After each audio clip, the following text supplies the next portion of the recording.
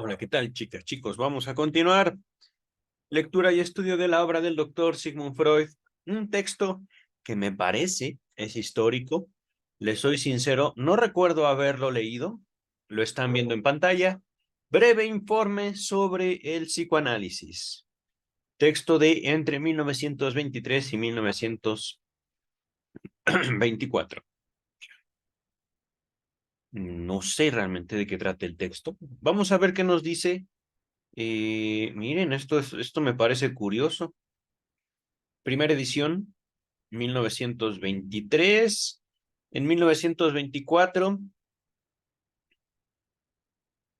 in these eventful years, the 20th century in the making, as told by many of his makers. ¡Ay, mira nada más!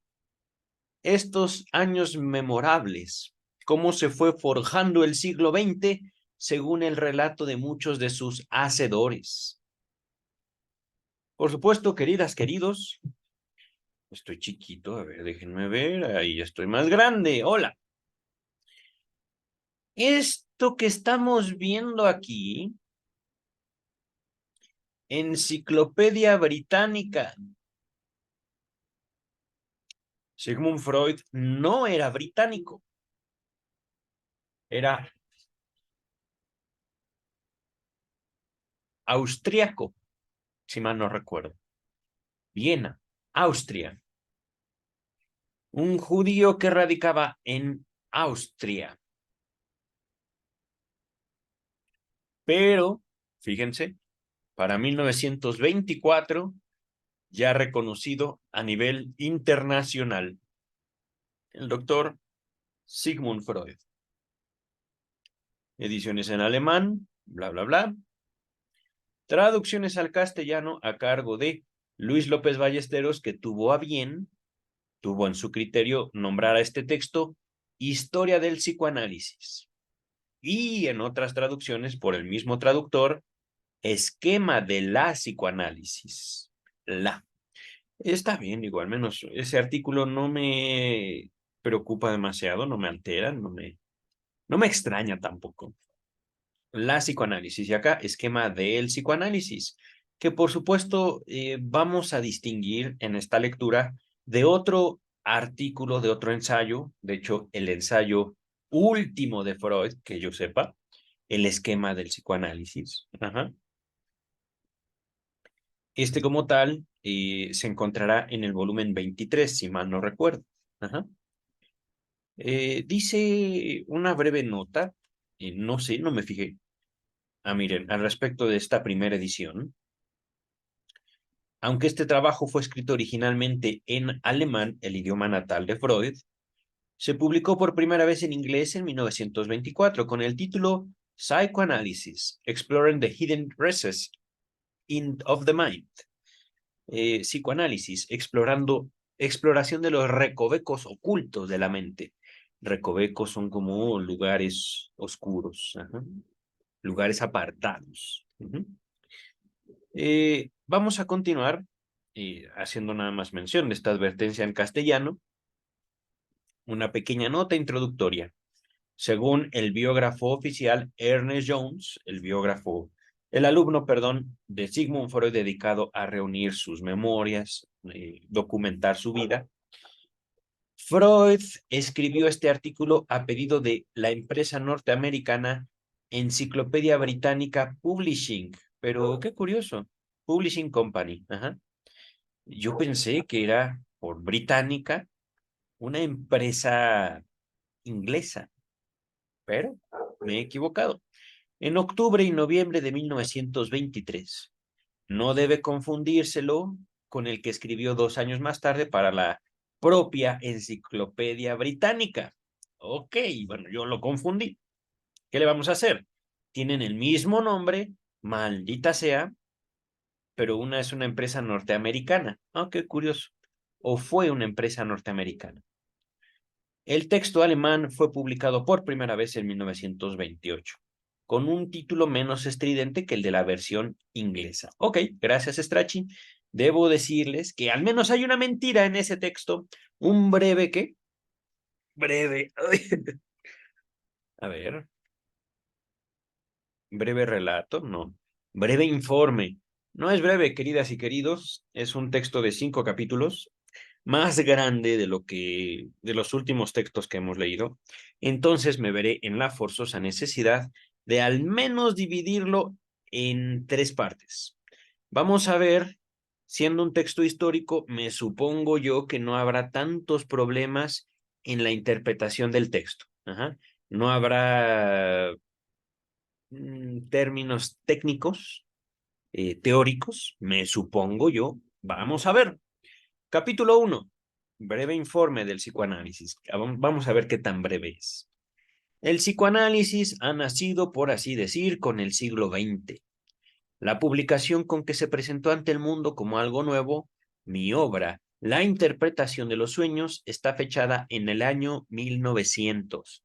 Nota a pie de página número 1. Dice el traductor, si bien la obra se publicó en verdad a comienzos de noviembre de 1899. Es cierto, pero detalles mínimos, Strachey. Pero, dice Freud, como bien se entiende, no brotó de una roca, referencia judía, ni cayó del cielo. No sé de dónde viene esta referencia. Se anuda a algo más antiguo, que él continúa, que el psicoanálisis. Aquí el artículo es masculino, pero sí es indiferente. Parte de incitaciones que él elabora. Así, es preciso iniciar su historia describiendo las influencias que fueron decisivas para su génesis, para su origen, y tampoco es lícito olvidar las épocas y los estados que precedieron a su creación. El psicoanálisis creció sobre un terreno muy restringido. En su origen conoció una sola meta: comprender algo acerca de la naturaleza de las enfermedades nerviosas llamadas, entre comillas, funcionales, a fin de remediar la impotencia en que hasta entonces se encontraban los médicos, los doctores para su tratamiento. Fíjense, enfermedades nerviosas funcionales. Neurosis. Acuérdense de eso. Para poder apreciar el valor del psicoanálisis, hay que al menos considerar la neurosis como un cuadro clínico. ¿Y cómo podemos considerar la neurosis como un cuadro clínico cuando ha desaparecido de los manuales diagnósticos modernos? Pero el hecho de que no aparezca como una enfermedad mental para los médicos, psiquiatras y psicólogos del año 2023 no quiere decir que no se presente en la comunidad, que no se presente en la población. Simplemente ya no se la reconoce desde las organizaciones gubernamentales, al menos no como algo más que una mera historia de la salud mental, entre comillas. Continuamos. Los neurólogos de esa época, que repito, se encontraban sumamente impotentes frente a la neurosis, habían sido educados en el respeto por los hechos físico-químicos y anatomopatológicos, es decir, alteraciones químicas y físicas, cerebrales, neurológicas, celulares y al mismo tiempo también malformaciones anatómicas. Se entiende que un órgano enfermo genere síntomas, enfermedades, condiciones.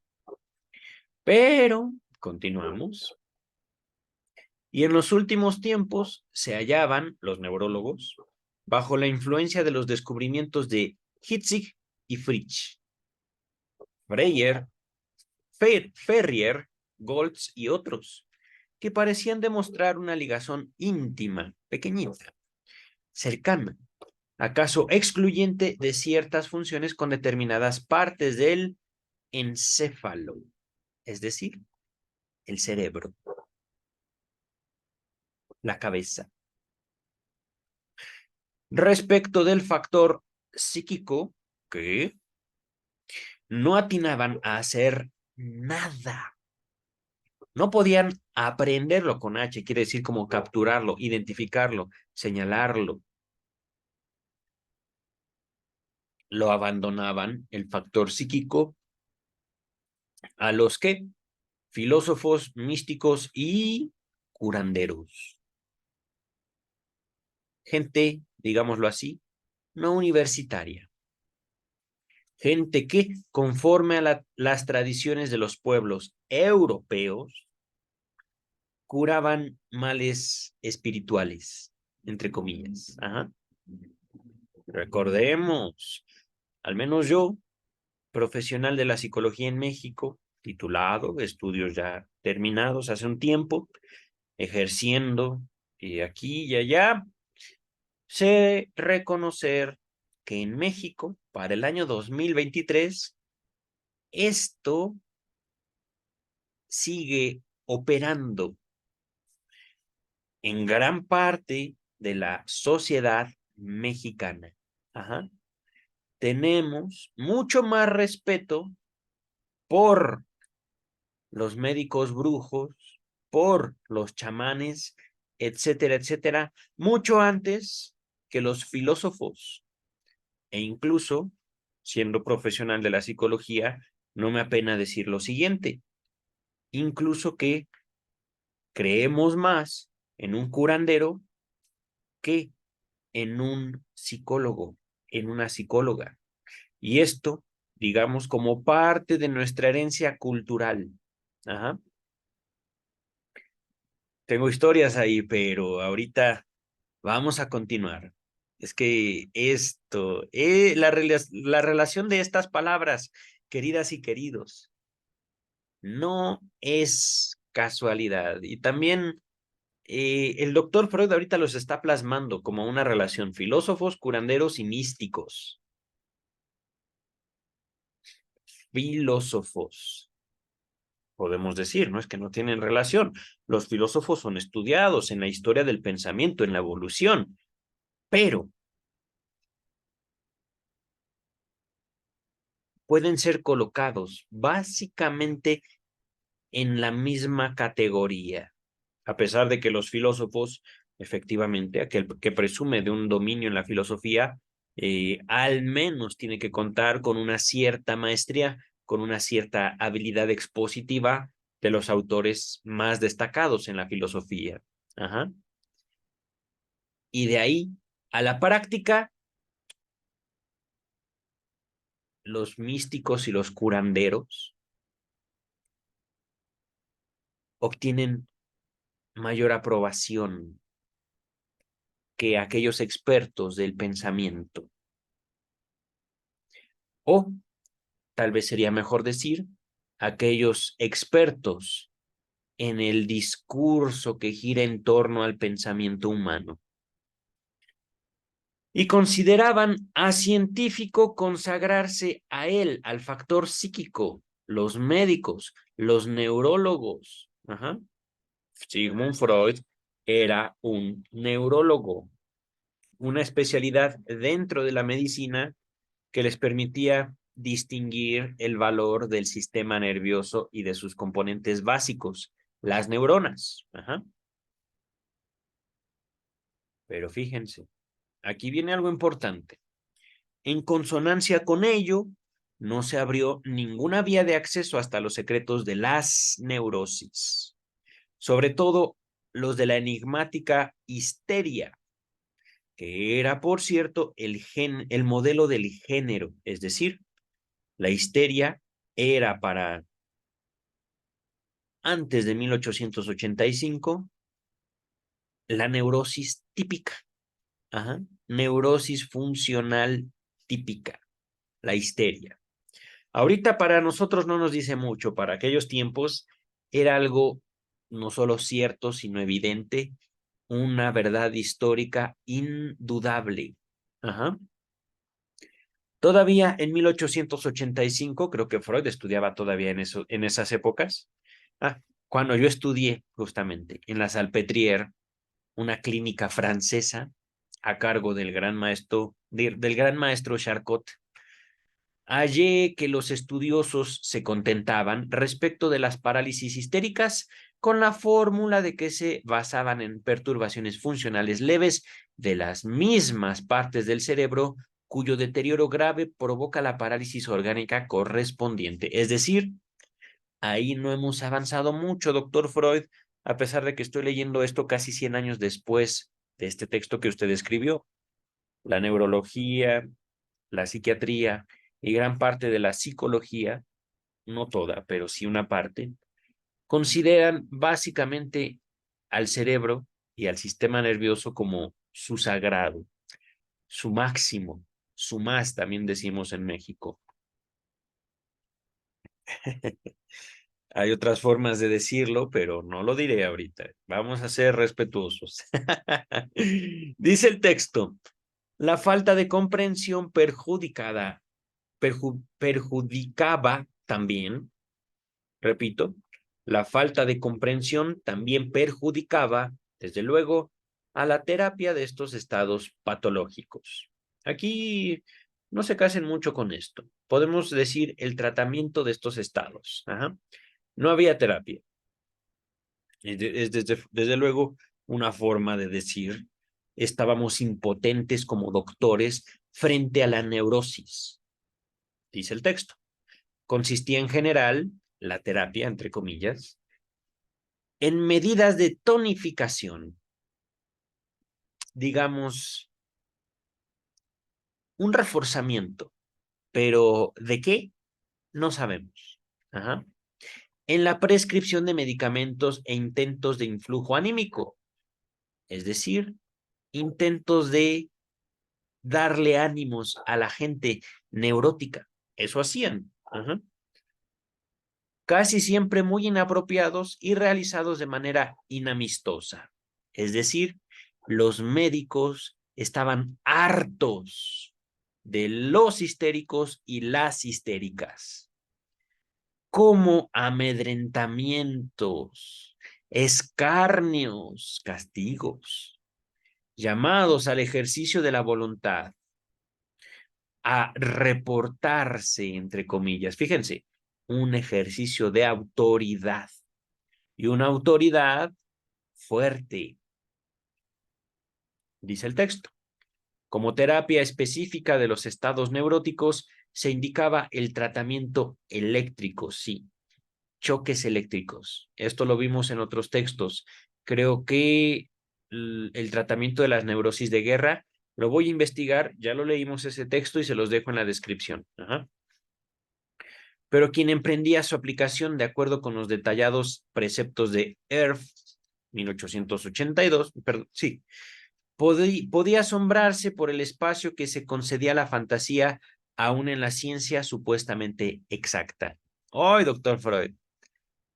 Aquí yo podría incluso sustituir esta palabra, que no está mal, para usarla con la palabra deseo y también casarla incluso con la palabra la moral de los psiquiatras para el tratamiento del año 2023, asociado con coaching, asociado con mindfulness, asociado con psicología cognitivo-conductual. Pero me abstengo de hacerlo, doctor Freud, porque estamos leyendo su texto. En otras palabras, casi no hemos cambiado. Casi no.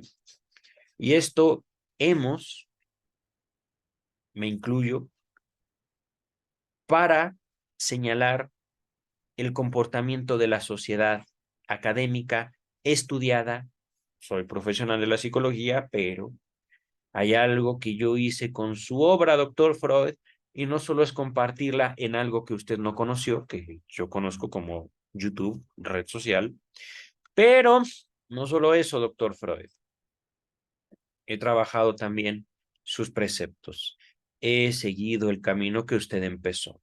Y si bien puedo señalarme, gracias a mis estudios universitarios como profesional de la psicología en México, también he de señalarme como uno de los pocos psicoanalistas de todo el mundo. En México no calculo más de 100. En el mundo no calculo más de 1000. Es un cálculo que, por supuesto, puede estar completamente equivocado. Pero lo que también puedo señalarle, doctor Freud, es que lo que usted hizo de alguna forma ha impactado profundamente la sociedad en la que yo vivo. De alguna forma, no como le hubiera gustado a usted, no como pretendía, pero sí hubo algo que usted hizo y que a mí me tocó vivir, no solo como profesional de la psicología, sino también como ser humano. Usted efectivamente tocó al mundo, doctor Freud. Dice el texto, el giro decisivo sobrevino para la ciencia médica, la ciencia supuestamente exacta, cuando en la década de 1880 los fenómenos del hipnotismo solicitaron otra vez su ingreso en la ciencia médica, esta vez gracias al trabajo de Lieveld, así lo vamos a pronunciar, no sé cómo se pronuncia ese apellido, Bernheim, Heidenheim, Forel, con más éxito que en tantas ocasiones anteriores. Lo importante fue, perdón, sobre todo, que se reconoció el carácter auténtico de tales fenómenos, la hipnosis. Admitido esto, era preciso extraer del hipnotismo dos doctrinas fundamentales e inolvidables. En primer lugar, se llegó al convencimiento de que aún alteraciones corporales, yo enfatizo esa palabra, del cuerpo, alteraciones del cuerpo llamativas, podían ser el resultado de influjos, de influencia de un poder puramente anímico. Digámoslo así, la mente sobre la materia. Activados por el experimentador mismo. Un ejemplo rápido. Una anestesia local. A través de la hipnosis, experimentos de aquella época, se lograba que, por ejemplo, un sujeto pudiera atravesar su mano con un elemento punzante, una aguja, digámoslo así, sin que sintiera dolor. Por poner un ejemplo, hay muchísimos. Les recomiendo estudios sobre la histeria y también los primeros textos de Freud en relación con Charcot. Informes sobre mis estudios en París y Berlín. El primer texto de la obra de Amor-Rorty o del ordenamiento de Amor-Rorty que se hizo de la obra de Freud. Dice el texto, repito, en primer lugar se llegó al convencimiento, es decir, a la comprobación objetiva, real, de que aún alteraciones corporales llamativas podían ser el resultado de influjos puramente anímicos, activados por el experimentador mismo. En segundo lugar, y en particular a raíz de la conducta de los sujetos tras la hipnosis, se obtuvo la impresión más nítida de la existencia de procesos anímicos a los que no se podía dar otro nombre que el de inconscientes. Es verdad que lo inconsciente era examinado desde hacía mucho tiempo por los filósofos como concepto teórico, pero aquí, en los fenómenos del hipnotismo, se volvió por primera vez algo vivo. Esta palabra me gustó, algo vivo, vivo. Se me cortó el video, voy a retomar. Ah, a ver, es que no estoy compartiendo la pantalla, es verdad.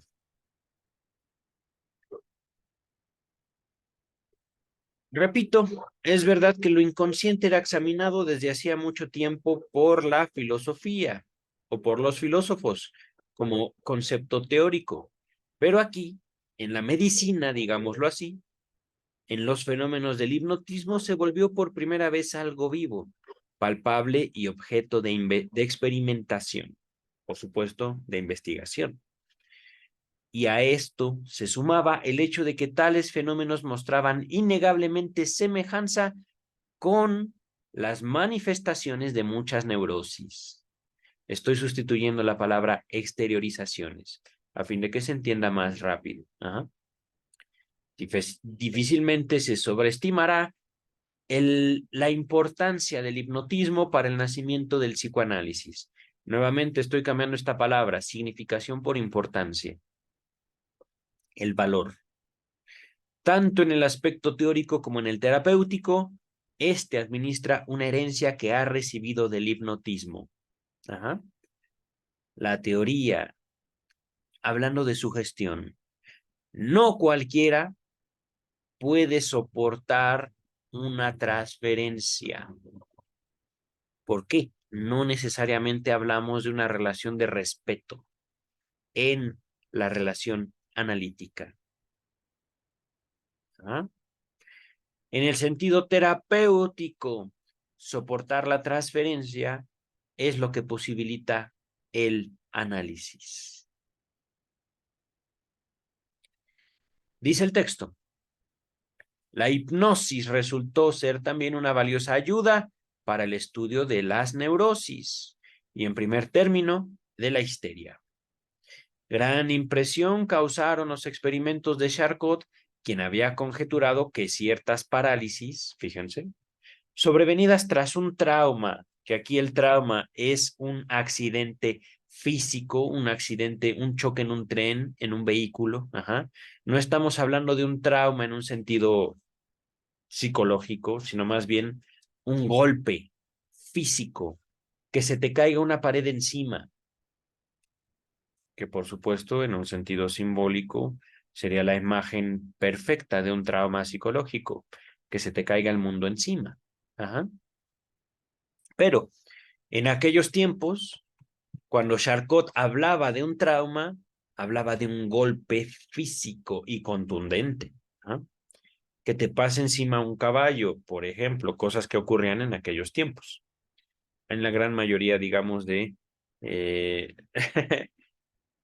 accidentes traumáticos. Ajá. Eran de naturaleza histérica. Repito otra vez.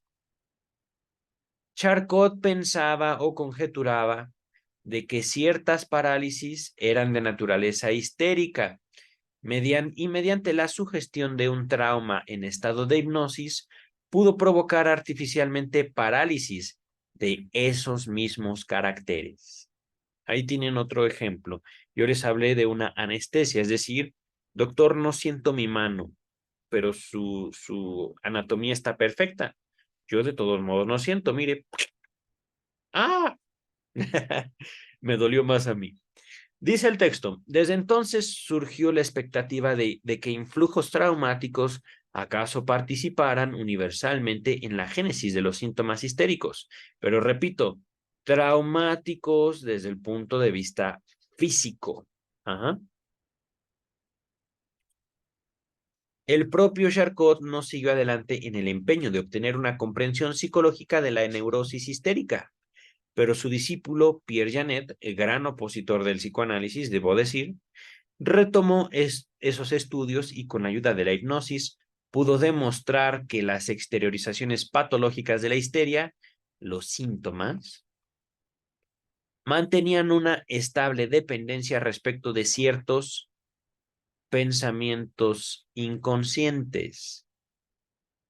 Aquí podría yo pensar, no sé realmente francés, pero creo que dice ideas fijas, ideas que no se mueven.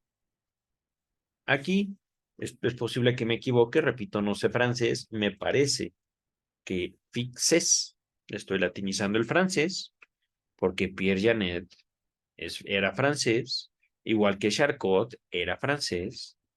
Curioso, ¿no? Que un austriaco vaya a Francia a estudiar. Es que Charcot podría no sonarles mucho a ustedes, pero era el rockstar de la medicina de aquellos tiempos. Dice el texto, Janet caracterizó la histeria mediante el supuesto de una actividad constitucional para preservar la coherencia de los procesos anímicos, lo cual producía una fragmentación o disociación o separación de la vida anímica. Y aquí, queridas y queridos, Aunque no lo parezca, Freud está citando a uno de sus opositores como también una fuente de inspiración para el concepto que tomaría Freud y le daría un carácter particular, lo inconsciente. Aquí Pierre Janet dice pensamientos inconscientes. Recuerden que Freud, igual que cualquier persona en cualquier parte del mundo, usaba el lenguaje. Ajá. No se trata de someternos a un lenguaje, sino se trata de usarlos como gente libre, dice el texto. Ahora bien, el psicoanálisis en modo alguno partió de estas investigaciones de Janet. Fíjense, no partió. Pero aquí ya se hizo mención de dos cositas. Esta palabrita, palabra, ajá, no es concepto, es palabra. Y esta otra palabra, disociación, separación, que también en psicoanálisis, aún para el año 2023, podemos asociar con la palabra escisión, disociación, ajá, separación. Dice el texto, para Janet fue decisiva la experiencia de un médico de Viena. ¿Usted, doctor Freud? No, el doctor Joseph Breuer. Independientemente de toda influencia extranjera, hacia 1881, Breuer pudo estudiar y curar con ayuda de la hipnosis a una muchacha de notables dotes, afectada de histeria. Quiere decir, y aquí Freud reconoce, ¿quién fue? ¿Ana O? Creo que sí. Les dejaré en la descripción del texto estudios sobre la histeria que seguramente se nos va a citar aquí. Nota pie de página número 2. Volumen 2 es estudios sobre la histeria. Ajá. En estudios sobre la histeria se incluyen los estudios de Breuer y Freud, que trabajaron juntos hasta que esa amistad se rompió cual jarro de barro, cual jarro de... como si fuera una copa de vino que se destroza al caer, así se rompió la amistad entre Freud y Breuer.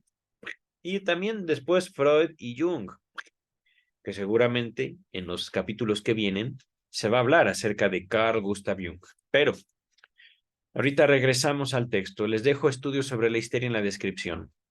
Sus resultados solo se dieron a la publicidad 15 años después, luego de aceptar como colaborador al suscrito, es decir, a quien está redactando este texto, el doctor Sigmund Freud. El caso tratado por Breuer, me parece que es Ana O, aunque no estoy seguro, ha conservado hasta hoy un valor único para nuestra comprensión de las neurosis, por lo cual es inevitable demorarse en su estudio, es decir, habría que dedicarle un tiempo al texto, a la historia clínica de Breuer, es decir, el trato que tuvo aquel médico llamado Joseph Breuer con una paciente muy inteligente, de hecho muy capaz. Es necesario aprender nuevamente, capturar con nitidez su peculiaridad. La muchacha había enfermado mientras cuidaba a su padre tiernamente amado. Breuer pudo demostrar que todos sus síntomas se referían al cuidado del padre enfermo y hallaban esclarecimiento o explicación a través del cuidado del padre, a través de él. Así, por primera vez, se había vuelto plenamente transparente un caso de la enigmática neurosis de una histeria, una parálisis de hecho, resultando provistos de sentido todos los fenómenos patológicos, pero a través no del psicoanálisis, sino de un tratamiento hipnótico, y no de Freud, de Breuer. Ajá.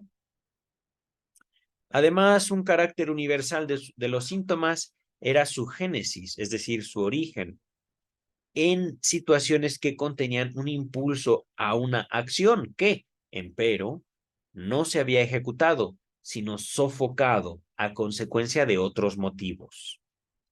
En lugar de estas acciones interceptadas por la paciente misma, justamente habían emergido los síntomas.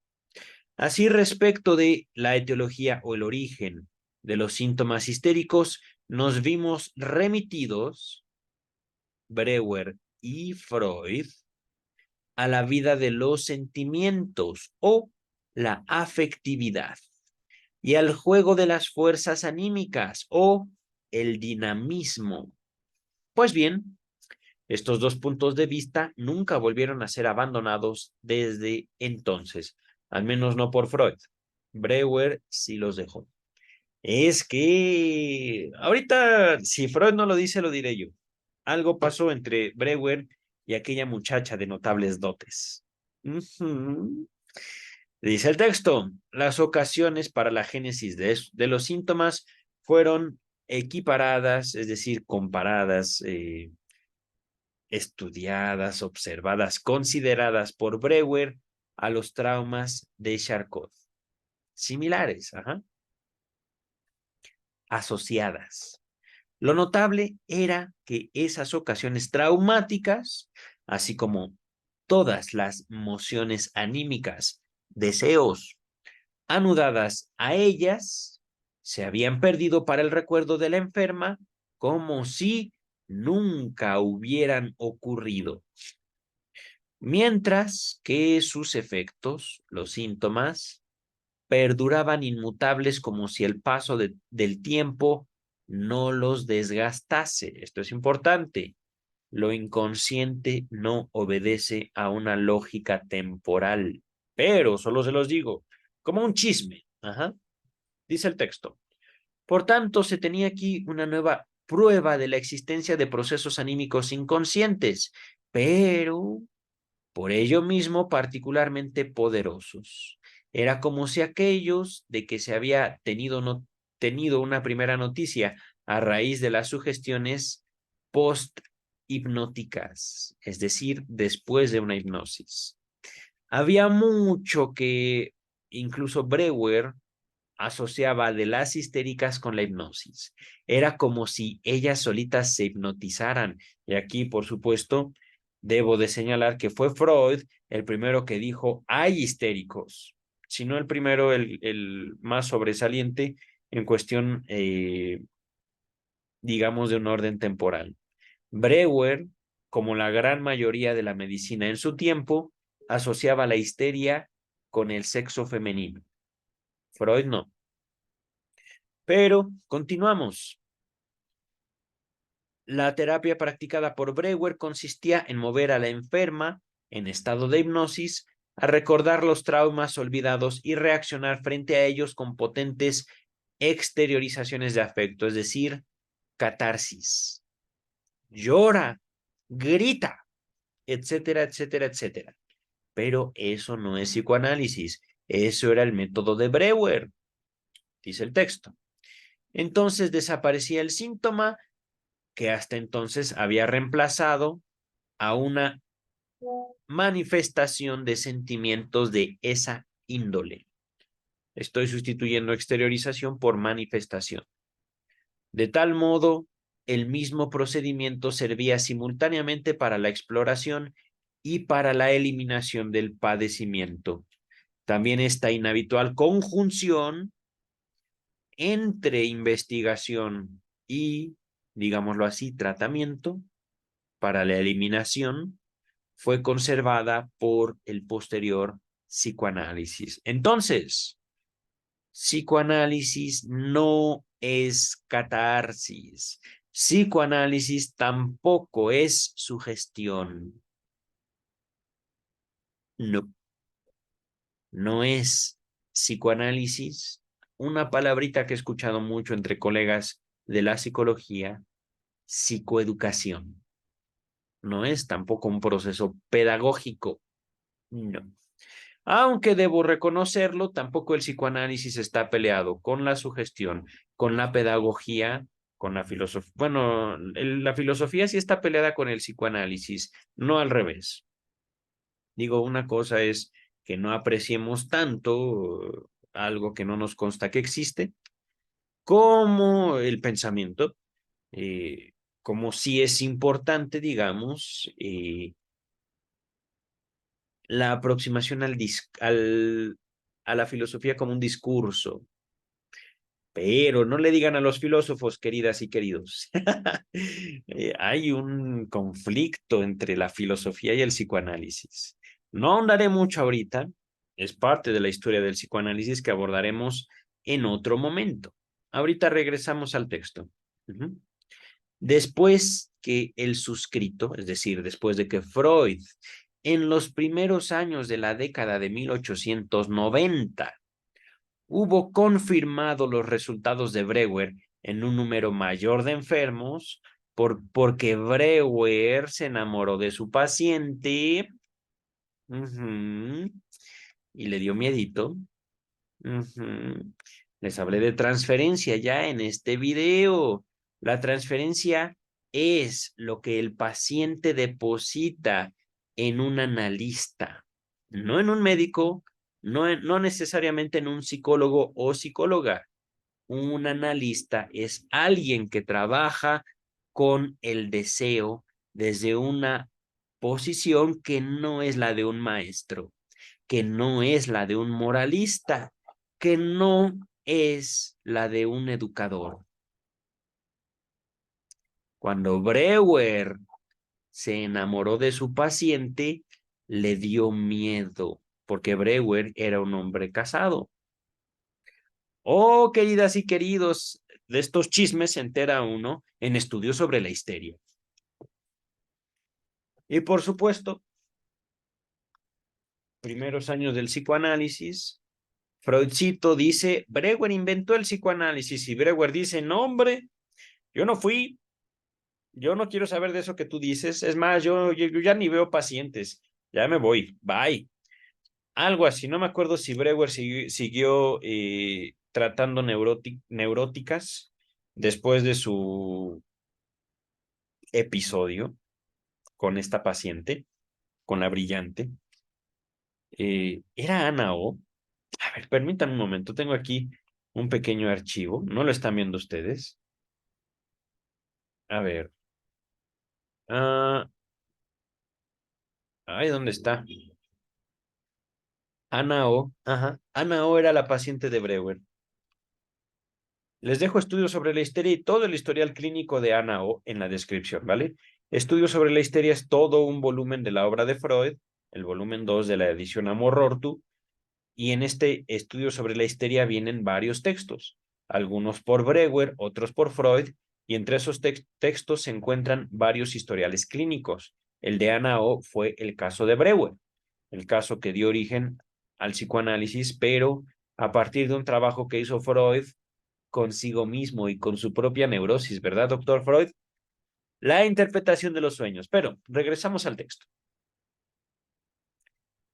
Repito, después de que el suscrito, en los primeros años de la década de 1890, hubo confirmado los resultados de Breuer en un número mayor de enfermos. Ambos, Breuer y Freud, resolvieron dar a luz una publicación que contuviera sus experiencias y el intento de una teoría fundada en ellas. Véase Estudios sobre la histeria, 1895. De acuerdo con esta última, el síntoma histérico se generaba cuando el afecto de un proceso anímico de intensa investidura afectiva, palabritas, no se preocupen, era esforzado afuera del procesamiento consciente normal y así empujado por una vía falsa. No se preocupen, aquí no le presten mucha atención a Freud.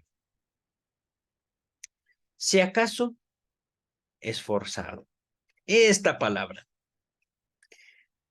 Algo que sentimos fuertemente y que nosotros luchamos contra eso. Llámese pensamiento, llámese fantasía, llámese como ustedes quieran llamar a eso. Ajá. Psíquico. Dice el texto.